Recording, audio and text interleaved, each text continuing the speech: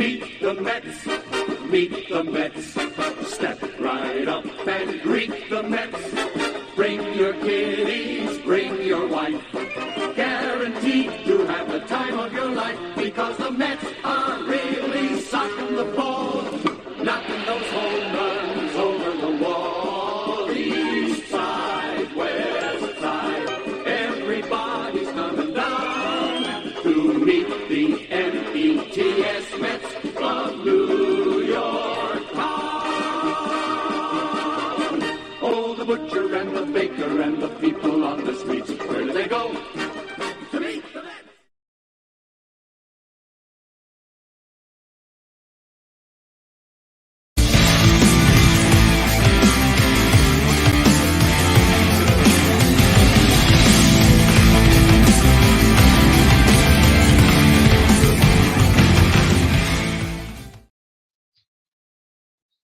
What's up, Mets fans? Welcome back to another Mets Roundtable podcast right here on all the channels. Hayden, Chris, Nelson, and of course myself. We are all here on the Roundtable today. We're gonna get right into. We're gonna start to the guy to my left. Hayden, how you doing, buddy? Yeah, what's going on, everyone? Mets Talk with Hayden here. Hopefully everyone is doing well. As you can tell, I am back at school right now, DeGrom University, as everyone seems to call it. So I am back and better than ever for another year.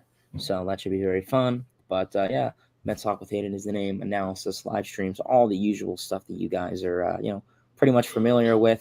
And yeah, pretty much that's all I got. LFGM and let's go football season. All right, Chris, how you doing, buddy? What up, guys? A pleasure to be back on the roundtable. You know me, been here for many weeks now with these guys at CPNY Sports is my channel. Just hit over 100 subs on the channel, so definitely appreciate you if you're subbed. Appreciate all these guys supporting me ever since I've been starting to do this back in May as well. Doing the Interstate Mets Report with Nelson here to my right every Tuesday and Friday. Catch us tomorrow at 5 p.m.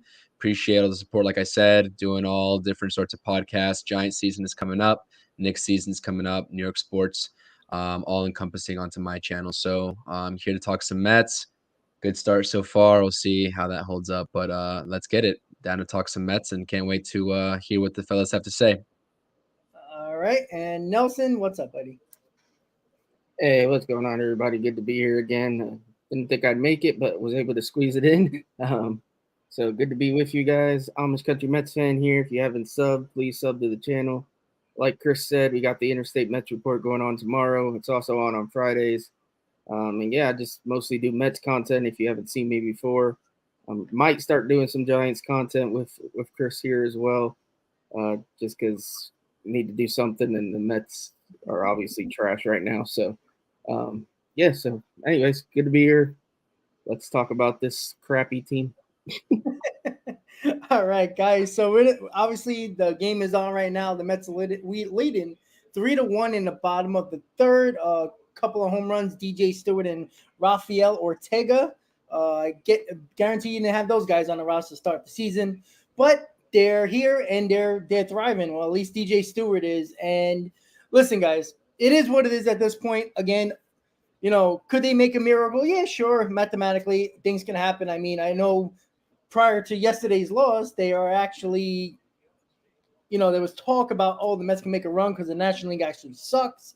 And if the Mets had a decent June, me and Hayden were talking about it before the stream, if they had a 500 June, they would be right in this race right now. And unfortunately, they played like dog shit, and they ended up being absolutely terrible. So, you guys can talk about the game, whatever you want, but recapping the series against the Cardinals. Hayden, I'll start with you and talk about the game if you want right now. I mean, what did you see that you liked? And then, do you think this team, I mean, we were talking before the stream, but what are your thoughts so far with this team over the last, 2 weeks, basically? Yeah, I mean, they've definitely looked much different. I mean, I think the biggest takeaway that you could say came out of St. Louis was picking up on the inadequate defensive mishaps from the Cardinals infielders. You saw whether it was sending a guy home on a single, taking an extra base on a certain situation, Just the defensive mishaps, the Mets were able to capitalize on those. They were able to hit for the long ball. They've had all 3 games, or all 4 games. Yeah, all 3 games they won. They had multi-home runs. We talk about power wins ball games. Power wins games. And now we saw that was true. And they kind of looked like they had life. I mean, they kept themselves in the game. The starting pitching went out there and 5, 6, 7, 8 innings, a quality start. We know when the Mets pitchers throw a quality start, there's a good chance they're going to win the game. The bullpen came into clutch. They were able to hold down the fort. They didn't blow it up or really come anywhere close to that. But the offense, I mean, Pete Alonso, Jeff McNeil, Brandon Nimmo, Francisco Lindor, just this whole lineup contributed. And then even the guys towards the end of the lineup, in your Aruzes and Ortegas and DJ Stewarts, everyone contributed. So yeah, I mean, it was definitely great. But you know what? Now it comes to the point where, I mean, okay, I get it. You won the series against Pittsburgh. You took 2 or 3. You won 3 or 4 against the Cardinals. But what's your record again? Everyone's saying, oh, the Mets could go on a run. Don't talk about a run when they're at 500. There's ample amount of opportunities that the Mets had this season to turn it around and get on the right track and win certain games and win certain series, and they did. There's a handful of games that won in Philadelphia when they blew it in the 8th inning. They gave up like 6 runs. That one game in Detroit when Ottavino gave up the tying to go-ahead run with literally 1 more strike needed to end the game. Plenty of times. I mean, and like we said, if this team played 500 in June, yeah, we would be talking about a 3rd wild card spot. And obviously you look at it now, yeah, everyone is going to perform better now because there's no pressure. And you look at the guys like DJ Stewart, Aruz, whoever. Well, they're playing because they have, their performance for the next month and a half determines, well, what could they be next year? Could they get shipped off to another team? What could their potential be with the future next year with this team? Could they be a Guillorme? Could they be a bench role? Could they be a DH? Who knows? And then you look at guys like a Nimmo, like McNeil, whoever, the starters, well, they have no pressure. The pressure's off. I'm happy that they're playing well, but they should have played well, starting May 1st and onward. So, yeah, I mean, the St. Louis is really just St. Louis recap. I liked what we saw. They took advantage of the defensive mishaps, which pretty much was what other teams did against the Mets for most of the season. So I guess it's kind of good to be on the other way around. But, yeah, I guess we'll see how it goes. And, 58-67, talk to me when you're at 500. Yeah. So we'll see. I'm not going to rely on other teams' success. I'm not going to rely on other teams' failures for the Mets' success. Yeah, well, I mean, that's why the Mets haven't really moved since basically the early parts of July. They've been around that 6, 7 game, 8 game mark. And because the National League isn't very good, look what happens. The Mets are actually find themselves they should be about 15 games out of a wild card spot as bad as they played. But because the NL is not good, and I mean, there hasn't been a stretch of games, at least a 10-game stretch of anybody except the Phillies, I think, once over the last month that went 8-2 in their last 10. Everybody else is basically 5-5, 4-6, 2-8. I mean, nobody. I mean, look at the teams that went for it. Look at the Padres. They're a half a game better than the Mets right now, and they went for it. The Reds had a 2-week stretch that got them back in the race, and they played okay at best, just like the Padres, just like the Reds, just like the Cubs. They're not teams that And I told this to Hayden before the stream started. Before we get to Chris, really quick, if the Mets find themselves within 5 games in the early parts of September, every one of those teams, and we talked about this on the stream many times, I think it's the last 20-something, 22 games or so, is all against teams that are in front of them in the wild card spot. And from the 3rd wild card spot down, from the Marlins, from the Reds, it's the Cubs, it's all of them. So, not saying it's going to happen and it's going to take there we go. That's the problem. Sorry, guys. Just, watching the Mets blow a lead already. So that's the way it is. So, no hope. I guess there's hope if you're really optimistic, but we'll see. So, Chris, what do you think about this game right now since Peterson just gave up the lead? Tie game now. But, what you see, and the cat just went crazy. Sorry about that, guys. What do you think about this series? What do you think is going to happen? What do you think they need to do? And what do you think What did you like in the Cardinal series? To be honest, like anything? I don't have any expectations for this team moving forward. I have zero expectations. They're not going to win this game. They're not going to win this series. To me, it's useless talking about the third wild card spot. It's not going to happen. I'm watching guys when I watch the Mets right now individually. I like what I saw out of Quintana. Quintana's been solid ever since he got off the IL. Absolutely solid. That's a necessity for next season. He's an absolute necessity for next season. We take a look at the rotation as it stands going into the offseason. A guy like Pete Alonso, who's been ripping the cover off the ball as of recent. Yes, you can say that these starters haven't been performing. There's no pressure. Now they're starting to perform. I understand that. I'm not sure how you really quantify that. Um, it does seem to be a pattern. I understand that, but at least it's good to see them turning around. A guy like McNeil turning it around. We talked about it on the Interstate Mets Report last week. A guy like McNeil, and I know, people within the Mets fan base have their opinions on McNeil and his future status on this team. If the Mets were to seek out a trade in the offseason for McNeil with whatever the package, whoever they're going after, obviously him doing well in the latter half of the season is going to help offload him and that contract. Whereas if you go into the offseason with McNeil struggling like he has for the most part of the season, you can't sell low on a guy like McNeil. So Nelson and I have been echoing that. Hayden, I know you've been wanting to sort of stick with McNeil longer term. And I get both sides of the argument as well. I think McNeil on a contending team has a lot to offer. And I do think he is a piece that if you are going to contend, you probably would, in most cases, retain. I just don't know if that's feasible with how much young talent we have coming up in the minor leagues right now. So we'll see what happens with that. Another guy, similar to that is Starling Marte. I'm not sure if he's going to rush back, and I'm not sure if he's eager to get back onto the field, but maybe he does the same thing where he catches the month of September. I haven't heard any updates on Starling Marte, but if he catches the field in September, maybe he goes on a little bit of a run, and brings his stock up. Maybe that could be something the Mets could utilize as well. Nimmo's starting to turn it around as well. Like I said, I'm taking it with a grain of salt, but Quintana, really good to see. Joey Lucchesi coming in, throwing 5 2/3 inning of scoreless ball in that Cardinal series was really good to see. I think it's going to be, if the Mets really need a fifth starter in that rotation, I'm not sure how it shakes out because you got Vassell coming up. Who knows when Tidwell is going to be ready? Probably not the start of next season, but maybe midway. Who knows how they fill out the rotation in the offseason? But you could see a competition here in the next month and a half of who might get that fifth starter spot between Lucchesi and Peterson. Whoever performs well and has their chances and gets their chances to become that fifth starter next season, at least for the beginning of the season.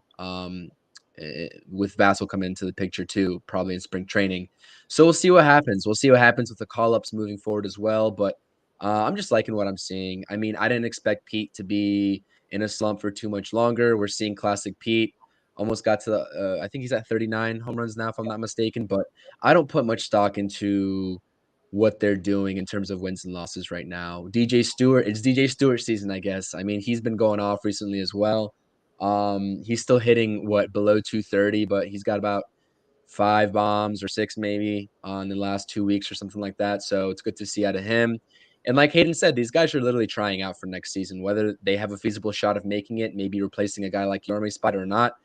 It's a tryout for them. So I like to see at least a little bit of fight left in this team, like we were talking about, have some pride, and make these ball games close. So I don't expect anything. The Braves, if I had to guess, they'd probably sweep us, and it's expected. But I don't want to see, like I said on the last round table, I don't want to see another 21-3 game. I want to see at least some sort of competition and fight from the Mets. So that's what I think. I mean, like I said, this is all contingent on the minor league system. I think the Mets moving forward and their answers is really contingent on the belief of the talent in the minor leagues, and trades are coming, free agent signings are coming. I don't think that Mets are just going to sit back. Ken Rosenthal is already reporting on Yamamoto, so we'll see what happens. This offseason should be fun, regardless of what Scherzer said or not in his comments. So we'll see what happens. That's my take on the Mets right now.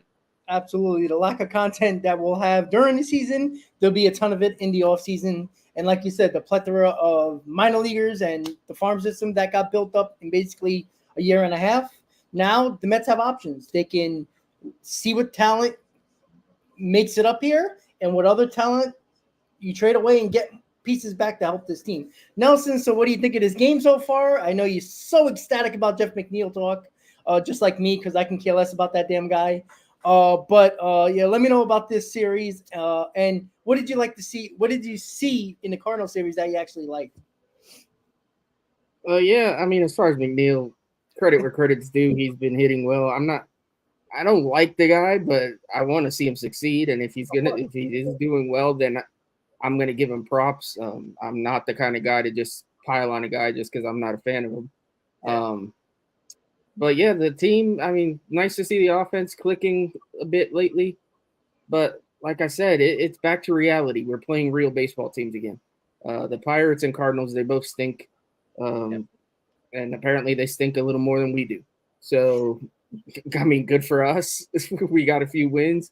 I got some pushback on X or Twitter or whatever the hell you want to call it, because I made a comment about not falling for the typical Mets tease, because the Mets do this. They tease you into thinking, oh, we have a shot. But I mean, we're playing the Braves. The Braves they're if they don't sweep us, I'd be shocked. And then the rest of since September we're playing teams that are ahead of us, but they're all way better than us. So I don't expect us to beat any of those teams consistently. Anyways, we just don't have the pitching to do it. Senga and Quintana are great, but then we got Peterson stinks, Miguel stinks, Carrasco. Good God, he's horrible. Maybe one of the worst, if not the worst, single season Mets starting pitching performance we've seen, with an ERA of almost 7. The guy's just bad. It's time for him to retire. Luckily, we won't see him next year, though, so that's good. But good to see these guys performing. I mean, Lindor obviously still killing it. Alonso's killing it. Nimmo's been bouncing back. DJ Stewart, what can you say? This guy turning into Babe Ruth all of a sudden. Even like Hayden said, even the no-name players, Ortega and Aruz or whatever the hell his name is, they've been coming up with some clutch hits. So nice to see, but I mean, like I said, I'm not gonna actively root against any of these guys. I just don't. Them winning a few games here against some bad teams isn't gonna make me jump up and down or anything. So it's gonna be a interesting long month ahead, and like you said, probably not too much content, but hopefully we make up for it in the off season. We got we're definitely going to be active in the trade market. We're going to be active in the free agent market. I don't believe we're going to sit back and just do nothing. I know Cohen trying to temper expectations, but I think that's all that is he's just trying to let people chill a little bit and not expect us to go on a spending spree. But at the same time, he's Mr. Moneybags, and if he gets that itch, he's going to try to throw his money around. Yep. So we'll see what happens. We got a lot of young talent that's coming up, and hopefully we see some September call-ups that are interesting. But that's about it. Yeah, and you said it there, right? The no names, the guys that are trying to find jobs. If it's not with the Mets, it's with another team. They got to pay the bills too, as DJ Stewart said the other day. Diapers aren't cheap, so he's trying to stick around in the bigs. He wants to get that. What is it, $775,000 to stay in the big leagues with a rookie contract, or with a regular contract. With not a big contract, but it pays the bills. That's the way he sees it. And, you never know with these guys. I mean, DJ Stewart was, a 2015 draft pick for the Orioles. Never panned out, but you just never know. And this guy just keeps hitting. Jesus Christ. Speaking of DJ Stewart. So, yeah, like guy like Aruz, why can't he be Luis Guillorme, right? Luis Guillorme, the only thing he's supposed to do well, every time you put him on the field, you expect him to make every play and make defensive web gems. That's basically what he's there for. Couldn't even do that. And then on top of that, he got hurt and wasn't even – the bat was a little bit better. But, again, we weren't waiting to pinch hit for him in a big spot. He's a defensive replacement. And if Arauz can be better than him, I'll take it. DJ Stewart, why not give him a chance at DH? Next year or in spring training. He can bat 230, but give me 25 home runs. I'll take it. It's a hell of a. I mean, he has 6 home runs, I think, since he's been up. I mean, what does Vogelback have? 11. It just shows you right there that sometimes you got to catch lightning in a bottle. It's not always signing guys or trading for guys that's a guarantee. Sometimes it's a surprise guy that surprises teams and surprises everybody and shows up for everybody. So we'll see how that goes. Again, I was not excited about the Cardinals and Pittsburgh series. I mean, it was nice to see that they actually played good, but like you said, it's real baseball now. It's reality. You're playing the Braves. You know what? If you're really going to show up and you think you're not out of it, take 2 out of 3 against the Braves and look good doing it. I'm not saying, blown leads like you are now and then finding a way to win games. Yeah, it's nice to win a game like that, but win 2 out of 3 against the Braves and come back home to face the Angels and the Rangers. And who knows? You never know, right? But again, until they win a series against a really good team, I don't really care very much. And the run is absolutely hilarious when it comes to Mets Twitter about, I think Nelson got killed for something. And then I said something about, I don't know what the hell I said. I think I said something about McNeil. And actually I said something about the whole team.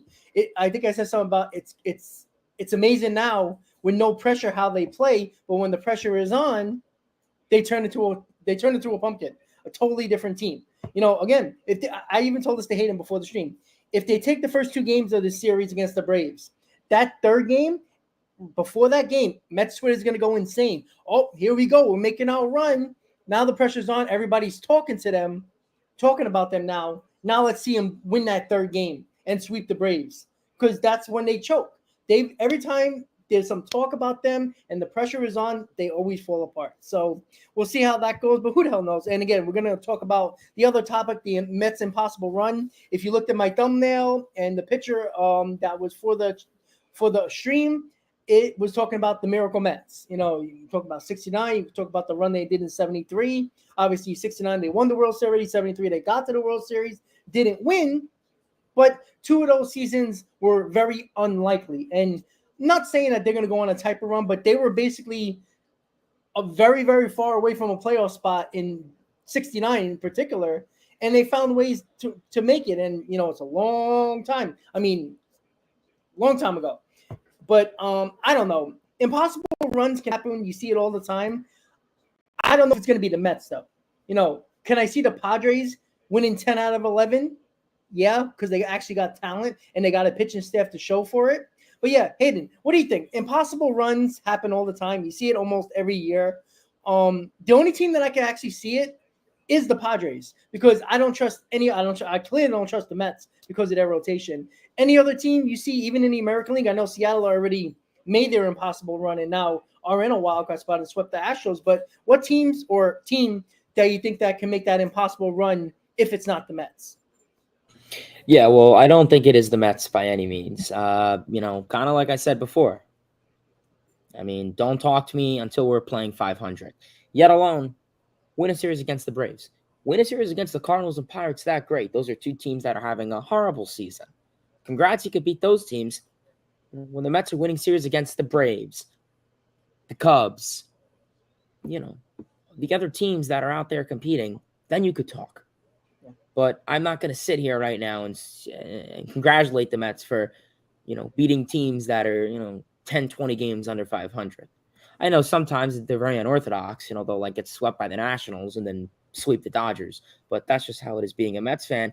But you look at the Mets schedule, and it's pretty much every single series is against the playoff caliber team, minus the Washington Nationals.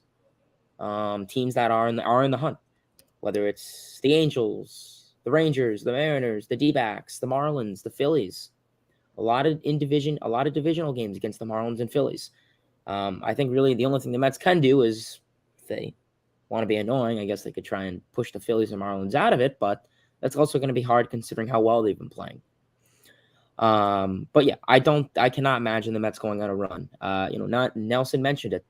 You have Senga and Quintana. That's great, but is David Peterson and Tyler McGill and Carrasco, are they gonna, pitch? No.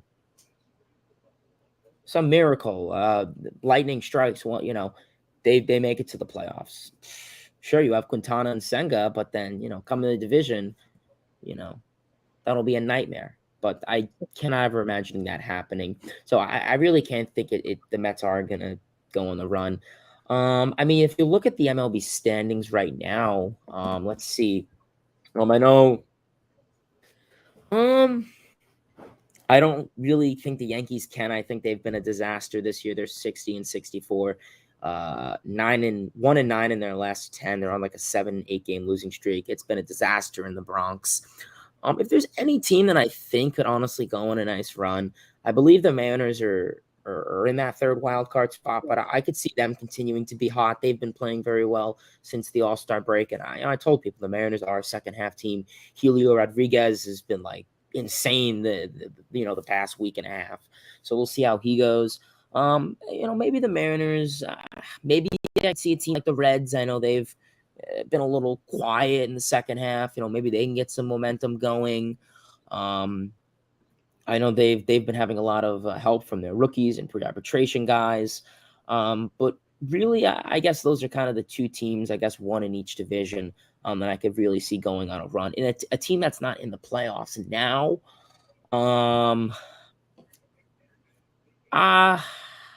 maybe the D-backs, I could see them getting hot a little bit again. I think that's a possibility. I know that's kind of a interesting division right there. I mean, the Padres are kind of falling off. They could definitely get back into it, but things haven't been looking super great for San Diego. So I think if there's any team that I think really is just going to go on this tear, I think it's the Seattle Mariners. I mean, they did it last year, and I think they're going to do it again this year. Yeah, it seems like the popular team now in baseball, the way they came out of nowhere and started winning. America's team. Yeah, and I was telling Hayden this before the stream. If you look at the National League in general, if you're a third wild card team, no matter who it's going to be, you're going to face the NL Central team that wins because the Dodgers and the Braves are going to get the bye, and wild card 1 and number 2 are going to face each other, and the third wild card team is going to face the NL Central, who it's probably going to be the Brewers or the Reds or the Cubs. Whoever wins that. I mean, none of those teams scare you at all. I mean, maybe I would say probably the Brewers because of their pitching, but other than that, I mean, you can't be anybody can beat those teams. So I guess if you get that third wild card spot, you know what? You got the NL Central before you get into the NLDS if you win, and you face probably you'll face the Braves. So that would be interesting if that ever happens. But Chris, what do you got? If it's not the Mets, who do you think can make that impossible run? Any teams in the American League, National League yet? I mean, you said it. The Padres probably are up there in terms of just roster construction and being able to readily compete immediately. I'm actually going to pay attention to this Padres Marlins series. Obviously, the Marlins are a game back of the Cubs right now for that third wild card spot. I like the Marlins. I think that they're a sneaky, gritty team, to be honest with you. They got the young pitching. We'll see if things turn around for them, but I think they've been fighting all season, so I think they sneak into that third wild card spot. I think it's going to be the Marlins, and we'll see what happens. So, like you said, Mariners probably. And there goes. I'm a little bit behind with you guys in the game, so I was going to just hit a second of the game. How classic is that? But yeah, no, I mean Mariners. I haven't been paying attention to the Blue Jays, but they're right in there too. So I'm not sure what their roster's looking like and injuries and all that good stuff. But Padres probably my main one. If I had a dark horse, it'd probably be the Marlins. Although the Braves have owned the Marlins all season long as well, from what I've been seeing. So I realistically, when it comes down to it, I don't think anybody beats the Braves coming out of the NL, unfortunately.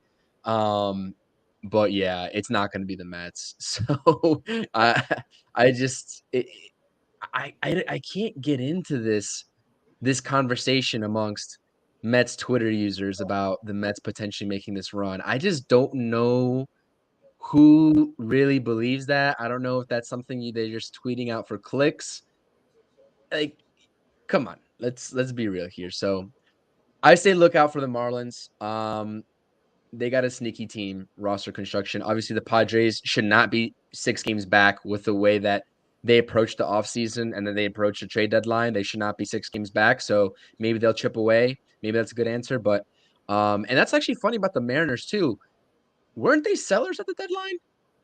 They traded Paul Sewald and they got, I don't know who they got, but they traded their closer and then they went on that run ever since they traded them.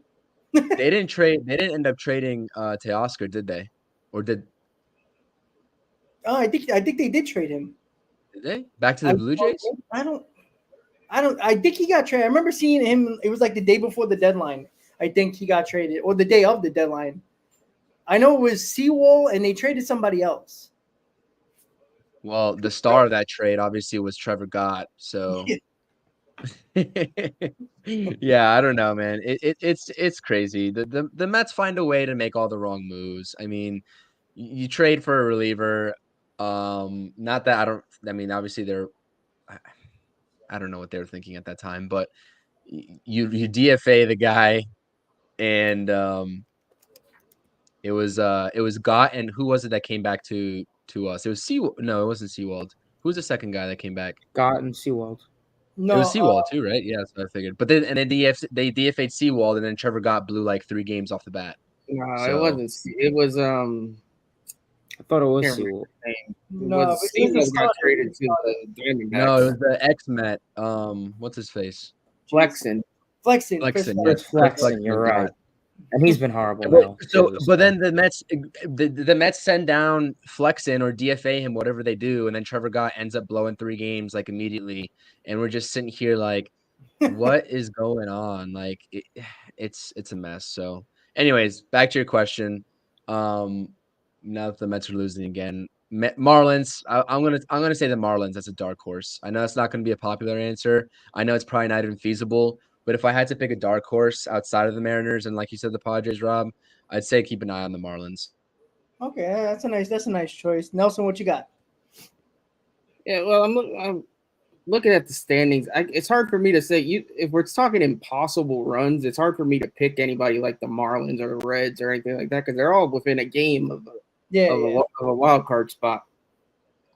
San Diego, I don't believe in. They've got a much better roster than we do, but they've been. I think of San Diego. You know that Spider-Man meme that's pointing the two guys. Spider-Man's pointing at each other. That's the Padres and the Mets. So San Diego doesn't impress me. They have the talent, but if we have clubhouse issues, they have way bigger issues than we do. So I don't see them doing it. Most of these other teams are hot garbage. Washington's playing better, but they're not making any crazy run. Red Sox are 3 games out. They've won 3 and they swept the Yankees. Maybe they go on a little run. They're a team that nobody's mentioned. Red Sox, they're the only team that's like somewhat out of it. The Angels aren't going anywhere. The Yankees are a joke. I mean, the Guardians are 6 games out of their division. They're closer in their division than they are in the wild card race. Just a bunch of bad teams. So it's going to be most of the names that we've already heard. I'm going to go with the Red Sox just because it's different. And they're playing some decent ball. The Mets aren't doing any. They're not going anywhere, man. They just don't have. We have 2 legitimate starting pitchers, and the rest of them are all trash. I hope I never see David Pearson again after this year. McGill, Drew Smith's horrible. McGill's horrible. That's the thing. It's not even just the starters that stink. It's the bullpen stinks too. So, the Mets aren't doing anything special. Give me the Red Sox. They're our brothers in arms when it comes to our hatred for the Yankees. So I'll ride with the Red Sox. That's actually a good call. I didn't even think of the Red Sox, even though I watched them sweep the Yankees. Yeah, it's a good call. So we got Mariners, we got Padres, we got Marlins, and the Red Sox, which I would like to see the Red Sox do just because, like you said, the hatred for Yankees, and it's just, to see the Red Sox go on a run and the Yankee fans be an under 500 team and not make the playoffs and see that would be music to my ears. Boston or Houston seems like, just pisses the Yankee fans off even more. So it makes your day a little bit. So I actually said it on Twitter, I think it was a few days ago, that there's a pretty good chance that there's going to be the third wild card's going to have about 83 wins. There's a pretty good chance of that. Like, teams have to go play 5, 6, 7. I think it's about 4 or 5 games over 500 just to get to the 84, 85 game mark. And the way these teams are playing around the third wild card, it can be possible that a team 2 games over 500 make the playoffs. And that's ridiculous. And you know what? All you can do is play within the rules, and that's what these teams are doing. And I don't think Met fans would care if they won 83 games and made the playoffs. I don't think anybody cares, just like the 87-win Phillies team made it to the World Series, right? But what do you guys think? I'm going to start, Nelson, I'm going to start back with you. When it comes to the 83 wins, that really big possibility that could be an actual wild card team in the National League. And I think that's ridiculous. But again, you know, if it gets my team in, I'm not going to complain because anything can happen in the playoffs. But Nelson, what are your thoughts about that? That a possible close, basically 2 game over 500 team making the playoffs. Yeah, I mean, it's possible and it's not unheard of. It's happened before. Usually it's a few more games over 500, but I mean, the Mets would have to win 25 games. They have 37 games left to get to 83. So, I mean, that's not going to happen. I'm sorry. But yeah, one of these other teams, like you got the Diamondbacks, the Reds, the Marlins, they're all sitting at 64. Yeah, that would, I mean, even they would have to win another 19, 20 games, something like that. Twins are sitting at 65 and 60. So yeah, there's a lot of not great teams that are going to make the playoffs, and there's just, or at least come pretty close. So yeah, 83 is certainly a possibility.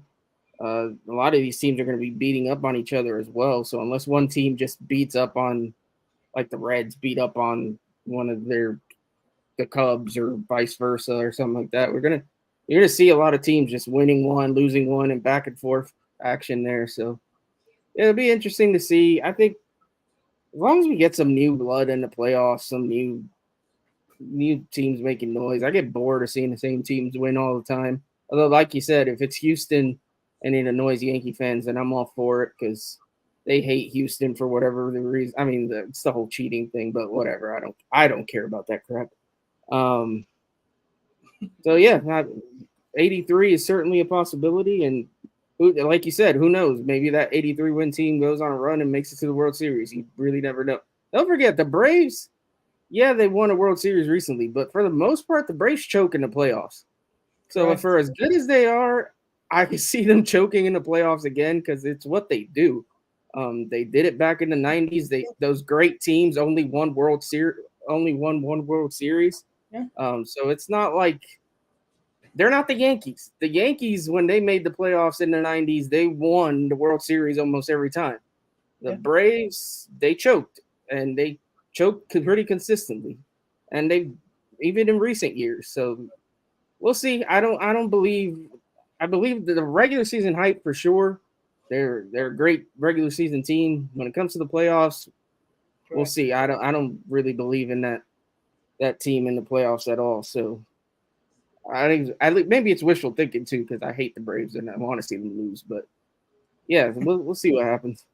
Yeah, and Nelson, you're right. And I'm glad you said this because I've gotten destroyed on my channel for the Braves fans and the Dodger fans, because the Dodgers are just as capable of choking, just like the Braves are. They win divisions after divisions, best records in baseball, and it took the Dodgers all those years to win, and it was a pandemic year. At least the Braves won a real World Series. You know what I'm saying? But yeah, they've choked in the playoffs. I mean, the Braves dominated the NL East for about 25 years, and they had one World Series to show for it. Until they win, 3 out of 5 like the Giants did or something like that, then you could say, all right, this team is actually really, really good.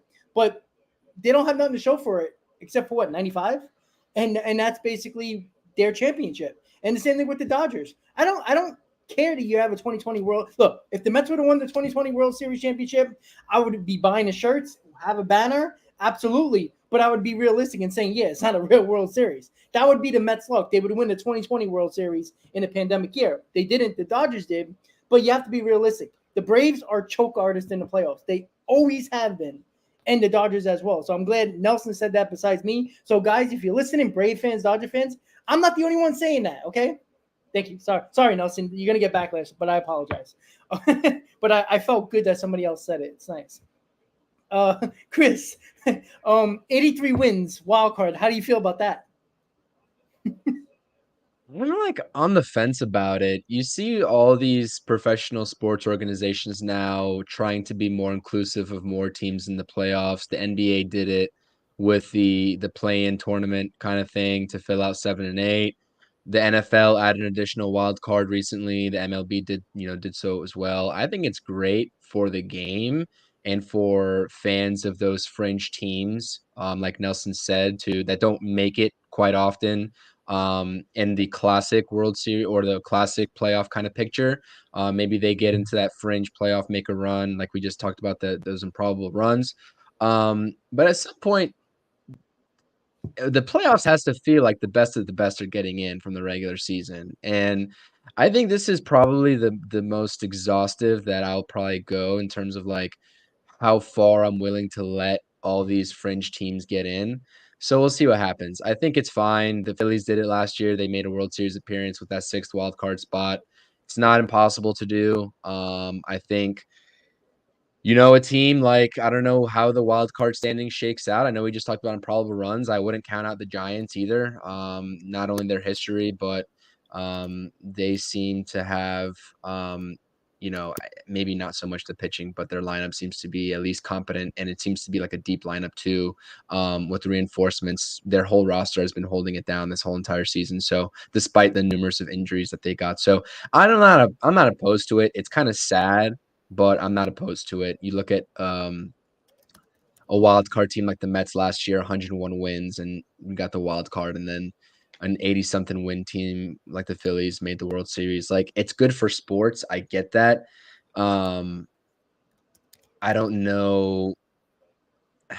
Yeah, it's just tough. It's just tough, honestly, to be honest with you, because you look at a situation like the Mets, and the disparity between divisions, and I know we're trying to get away from, the in division play, with the new scheduling, and they're trying to be more inclusive of interleague play and more cross scheduling and all that good stuff. So if you're gonna do that and you're gonna make the MLB schedule to where you don't play as many in division games, are you gonna get rid of divisions? Are you just gonna get rid of divisions? Like I don't I know that's something that you get rid of rivalries at that point, but it's like you can't take away from division games and then still expect there to be rivalries. You have to like counterbalance that with something. So that's something that I don't have the answer to, but the MLB really needs to figure that out because I don't know. I just feel like something like last season, a situation like the Mets and Braves having a showdown late in the regular season. Obviously, there was like what 15, 16 games spread across the division between the Mets and Braves last season. I think it was what Braves won that showdown like 8-7 last season, something like that. Um, so I don't know. It's something where I'm wary of what they're doing with these new rule changes. I think it's for the better.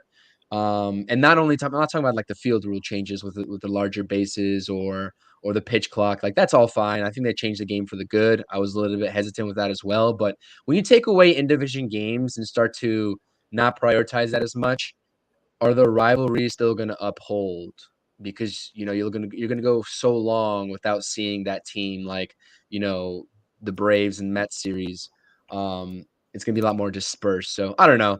I don't know if I'm just going on a tangent trying to make something out of nothing with this, but it's something to think about as well with this whole sort of playoff system and how the MLB is now doing scheduling. So we'll see how it plays out. Um, it's been a debate for this whole season, I think, ever since I don't know when they first announced that they were going to do away with more of the in division games, but a lot of people weren't happy about it because we have these classic rivalries like Mets Braves, Mets Phillies, Yankees Red Sox, even more of a classic rivalry. And to do that is just kind of taking away from that. But that's just my personal opinion. And I know that's not really related to the third wild card spot being 83 wins, having 83 wins. But I think that's something to speak of in terms of being a baseball fan in general. So I don't know where you guys stand on that as well, but that's something that I wanted to bring up. But yeah, third wild card spot is the third wild card spot. I think last year we saw why it's beneficial for a team like the Phillies and anybody else that might make it happen, like the Mariners, like Hayden was saying, this year potentially. So we'll see. I think this season is a lot more wide open than we've seen. Like, oh, okay, Houston's probably going to make it to the World Series, probably winning it. We don't see anybody kind of taking them down. So I think this year is as wide open as it gets. I think the Braves, obviously, I think they're still my front runners, despite them being, classic playoff choke artists, like Nelson said, and the Dodgers, and all those two teams are definitely choke artists. But we'll see. We'll see what happens. It's wide open, and it makes the baseball more exciting. As a Mets fan with our team out of it, it makes baseball more exciting having that disparity amongst the league. So we'll see. But yeah, that's all I have on that take. But curious to get you guys' thoughts on that as well. Yeah, I mean, you're right about that, and it's funny too because like it is like I don't like the less division games because I don't think it makes sense. Like, look at the pile of games the Mets have at the end of the season, all against the Marlins and the Phillies. It's like what 13 games, 14 games. It's basically 2 weeks of the Phillies and Marlins. Like, that's great that they did it that way. Like, it just ended up being that the Braves at the end of the season too with the Mets last year, but all those games bunched up at the end. That's great, but they're bunched up because you had to face the A's and the Angels and the Rangers and this team and that team. Look, I'd rather face more national. Like, if you want to face every team in Major League Baseball, that's fine. But give me more games against the National League where the Cubs and Mets, the Reds and Mets, the Reds and Cubs, the Reds and the Padres, the Reds and the Giants. Those games could actually matter more than the Reds and the Twins. Like, give me those more National League games. I think that's more important, and I think they have to figure that out. And yes, realignment is coming. I think in 2025 is when the new CBA happens. I think that's when it's going to happen. And look, it's going to be regional. You're going to have the Yankees and Mets, the Red Sox, and I believe the Phillies in a division. I mean, I think I did a video on it when they posted it that it's going to be all regional. It's going to be teams that are nearby each other that are actually going to and the Mets are going to tie the game. How about that? Yeah, I mean, I don't know. I just don't really understand the whole aspect. Like the field, the field rules, whatever. It is what it is. But I don't really know. I I don't know if they're gonna make the more wildcard teams. I think it's more important to play your teams in your in the league instead of all around baseball. It just doesn't make sense. So Hayden, what do you think about the 83 wins that could win a wildcard spot? Yeah, well, first things first. How about Jeff McNeil? But second thing, yeah, 83 wins. 83 wins is 83 wins. At the end of the day, you've seen it in baseball history. We've seen it last year. Most importantly, the Phillies, a team that won 87 games. And prior to the new CBA rules, they would have not even been in the playoffs if it were for that last year. And they were 2 games out from winning the World Series.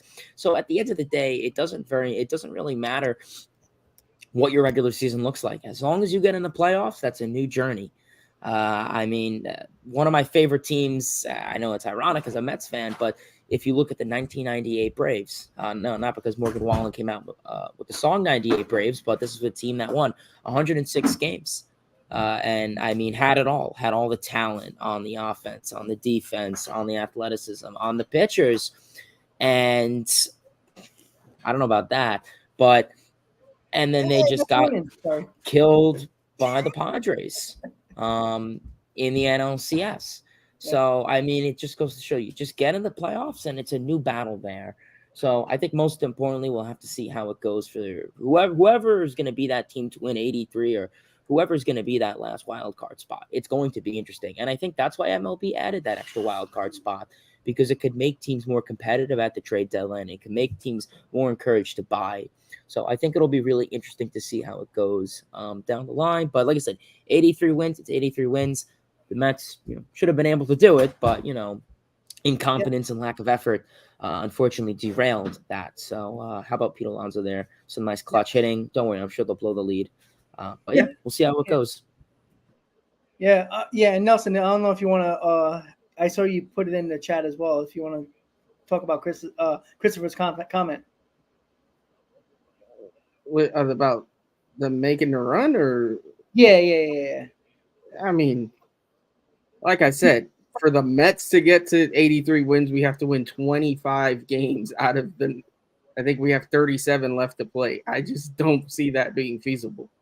We don't have the pitching to do it. It doesn't make sense. Yeah, playing the Braves tough today, woohoo! But like Hayden said, we'll probably blow this lead anyway.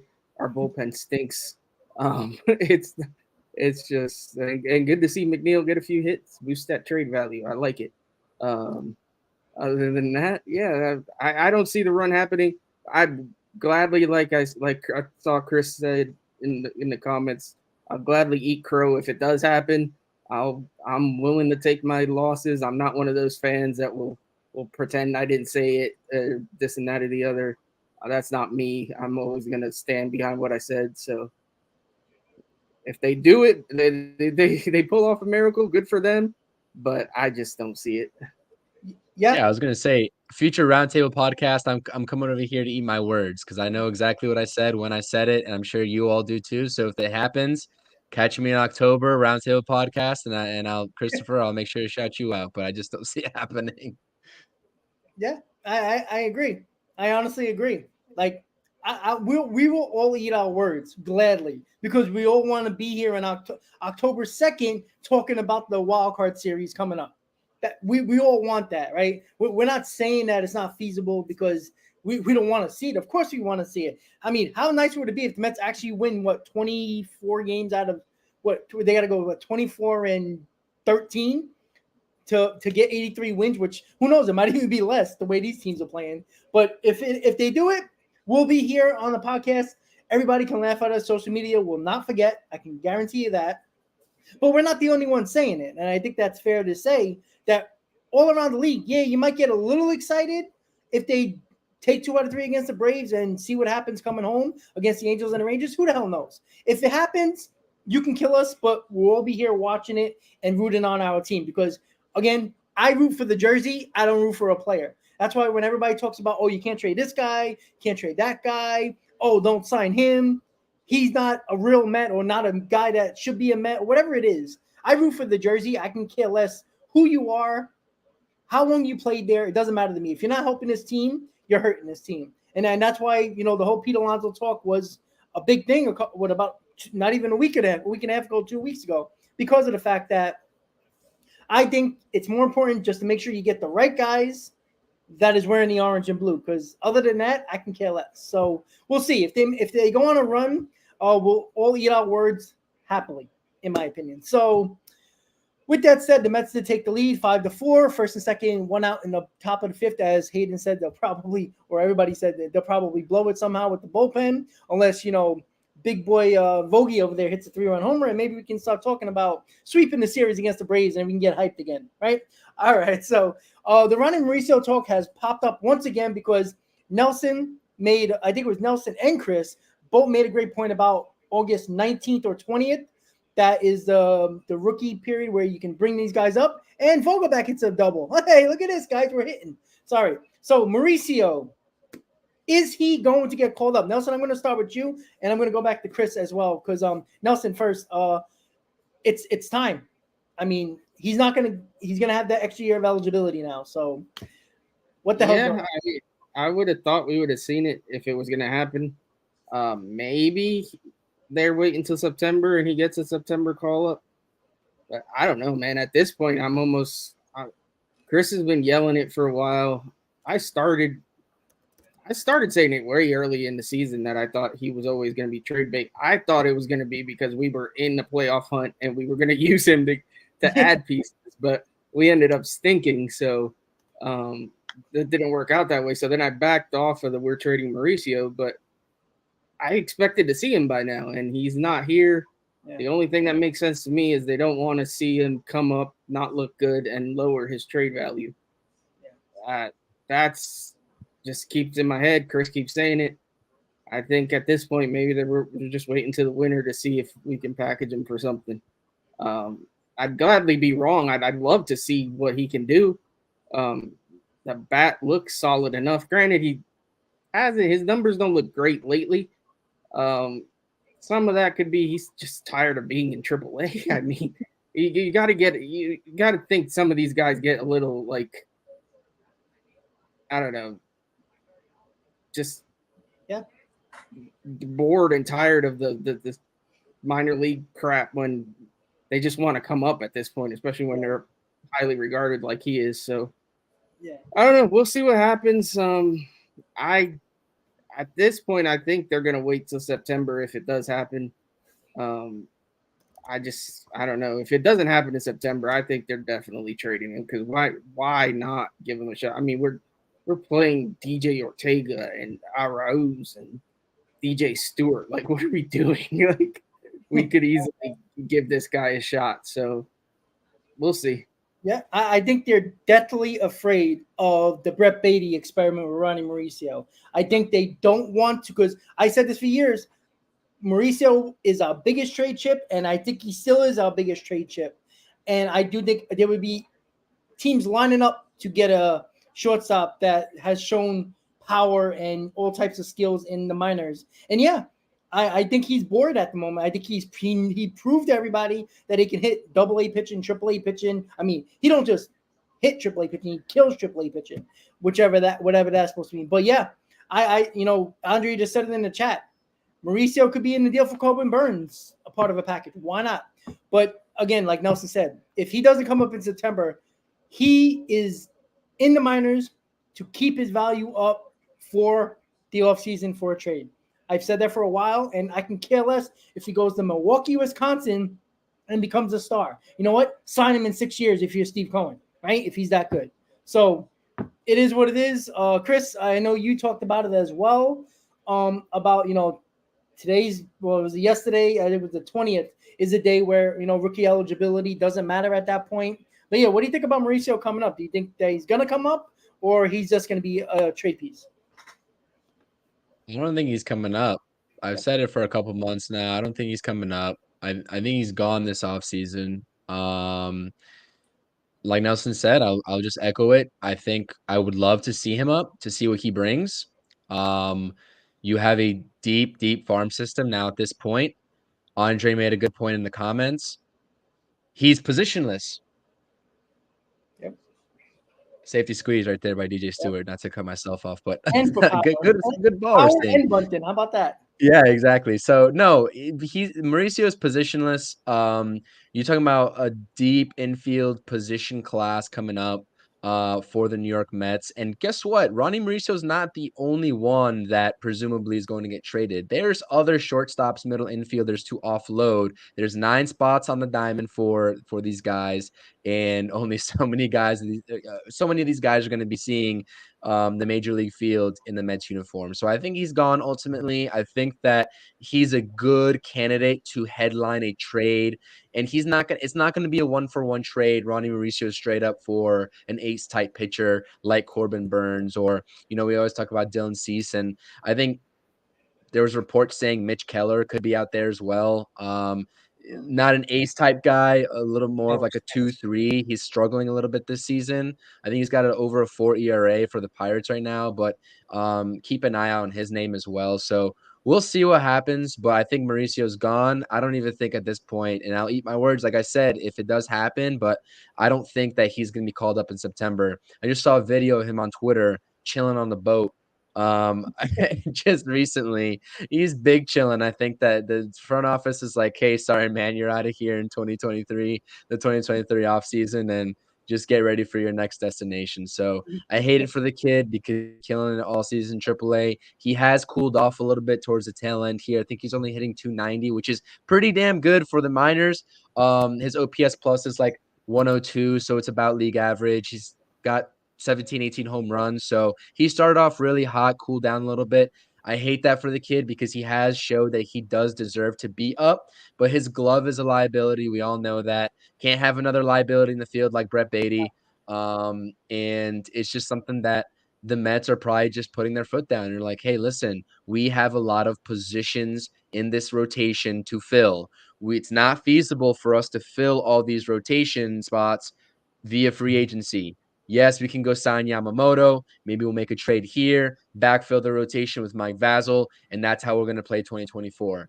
We don't know exactly how they're going to play it, but we'll see what happens. And like, Kaiser here said as well, AAA stats are very misleading as well. You see Brett Beatty going down after struggling the whole season up in the bigs. He's killing it in AAA now. I don't really know what's going on there. I don't know if it's the AAA. The gap is just that big, that large, the talent gap, but certainly possible. But yeah, I think Mauricio's out of here. I'm sorry to say. But yeah, I know that you got some guys that got to head out of here right on the dot. So I'll let pass off to Hayden. But yeah, I've been saying it for a couple months now. I'll eat my words if it does happen and Mauricio comes up, but I think he's gone this. All right, Hayden, what you got on Mauricio? Yeah, I mean, with Mauricio, I pretty much concur with what you guys have to say. You good? Okay. All right. Yeah, guys. So listen, this is what it is right now. Let's see if the Mets can actually go make this miracle run that nobody is expecting. I mean, we all be happy if it happens. But again, follow everybody's channel, Mets Talk with Hayden, CP New York Sports Pod, and Amish Country Mets Fan. Interstate Report with those two guys, me and Hayden with the Shea Bridge Show. So once again, guys, thank you for tuning in to another Mets Roundtable podcast. I'll see you later on tonight for a post-game show when this game is over. So once again, guys, thank you for tuning in. Guys, thank you for hosting as always. We'll talk in our group chat as always, probably about football more than baseball. But once again, guys, I appreciate it. If anybody wants to say their final thoughts before they go, it's good to go. So, guys, have a great night, and let's go Mets. Let's go Mets. Have a good night.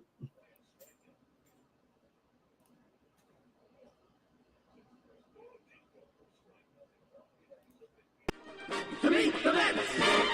Oh, they're hollering, they're cheering, and they're jumping in their seats. Where do they go? To meet the Mets! All the fans are true to the orange and blue. So hurry up and come.